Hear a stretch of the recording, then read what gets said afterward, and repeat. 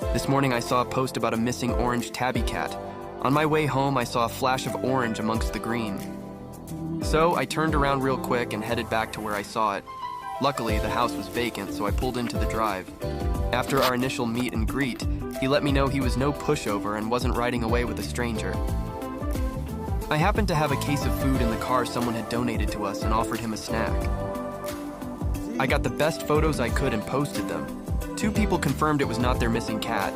Hopefully he's not lost and can tell his friends about Meals on Wheels. Be good, little man. It was nice meeting you.